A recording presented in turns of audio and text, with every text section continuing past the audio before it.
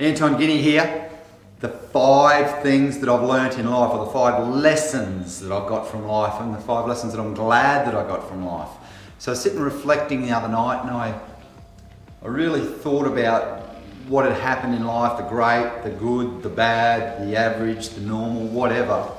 And I actually came up with 5 events, I guess, that have probably shaped who I am more than anything else. And I'm going to share those with you. Not only am I going to share them, I'm going to challenge you. I want you to sit down too and have the same conversation with yourself. My challenge to you is, what lessons are you glad you've learned from life? So, lesson number 1, and I guess I've called this the backstory. This is the backstory. This is what's happened to make me who I am and you who you are. The first one was this: as a young teenager, I was a bit of a rat bag at school. I played up and I was pretty naughty, and finally Mum and Dad got a little bit sick of that, and they sent me off to boarding school, because boarding school was going to fix me right up. It was going to pull me into shape, and I was going to be the best student ever when I was at boarding school. Well, you know, things went from bad to worse, and I played up more at boarding school because there's more opportunity to break out and to go. I was in the city, and I went and did all sorts of great fun stuff. But what happened was I was probably a little bit too naughty, and Brother McLaughlin, the principal at that school, which is 𝐋𝐞𝐸𝐬 College in Brisbane, called me into the office one day and he said, "Anton," he said, "I think it'd be better if you received your education elsewhere." So that was pretty traumatic as a 17-year-old to get, I guess, removed, expelled from a prestigious boarding school. So that took its toll on me a little bit at the time. But I guess the lesson that I got from that was this: there's some opportunities in life that only come around once. There are some opportunities that you will never see again. Do not miss the opportunities that you get in life to grow, to develop, to contribute. Don't miss your opportunities.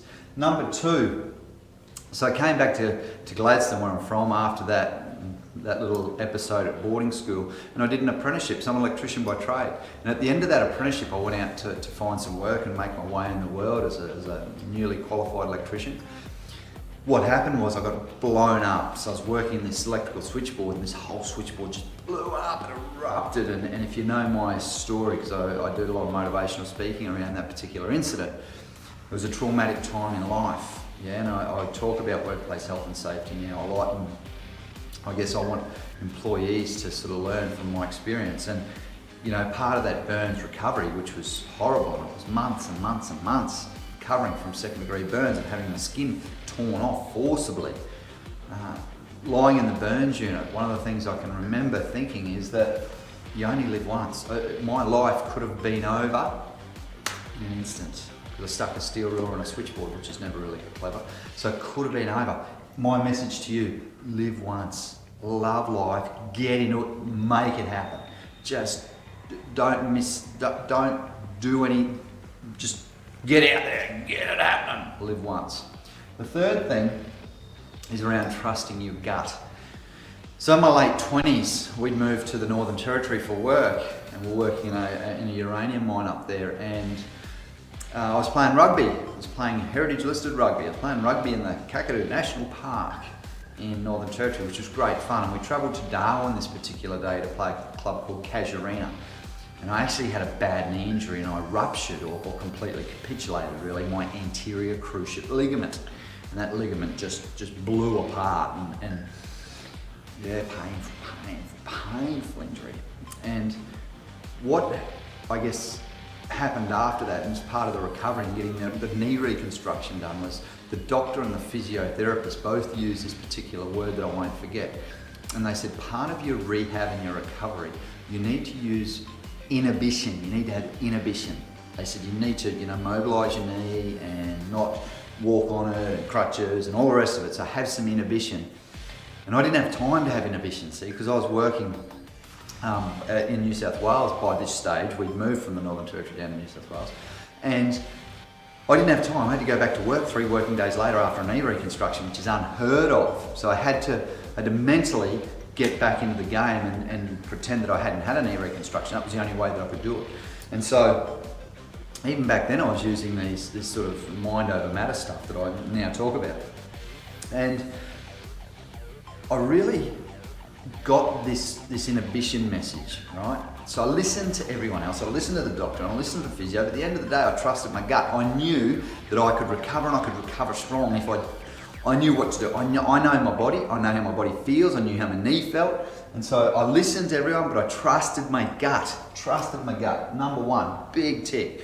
Never do anything without just checking in with your intuition first. Does this feel right? Absolutely. Well, get out and get it done, yeah?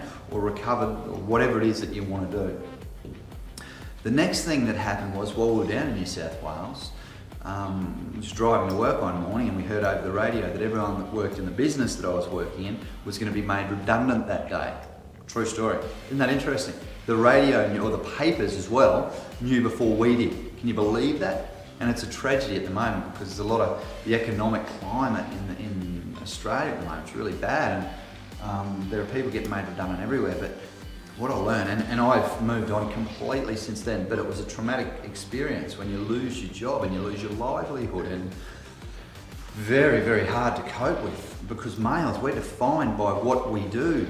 You know, I was a maintenance superintendent. That was really important to me at the time, and to lose that role, that work, was hard to deal with. But what I realised was this: you are not defined by one event. You are never defined by one event. You're not defined by a redundancy, or you're not defined by knee recon, or you're not defined by something else. You're defined by who you are, not what you are or what happened to you.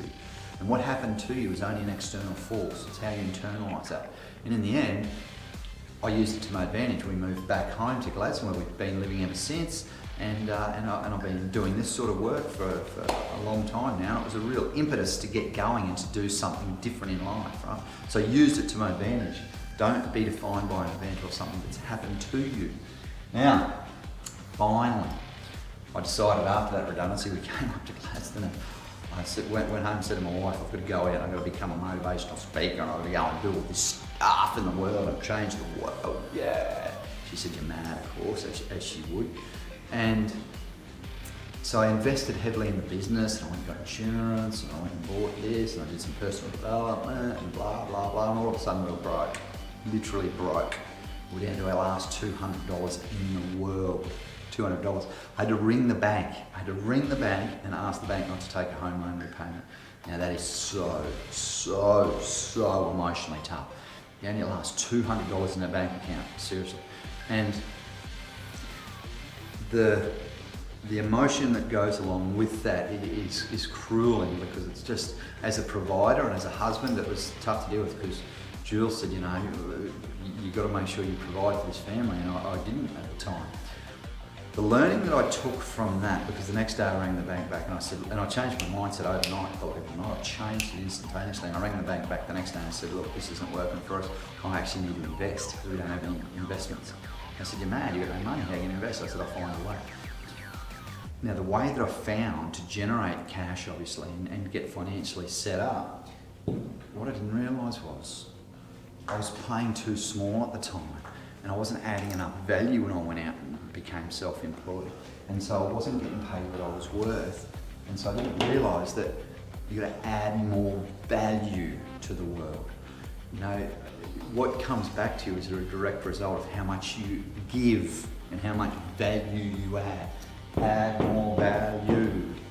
So that's the 5 lessons that I'm glad I've learned in life. I really am. So my challenge to you is go under this video and make a comment. What are the 5 lessons that you've learned in life? What are the things that now set you up, that serve you really well? Go to unpack.com.au to check out more. Look forward to hearing from you.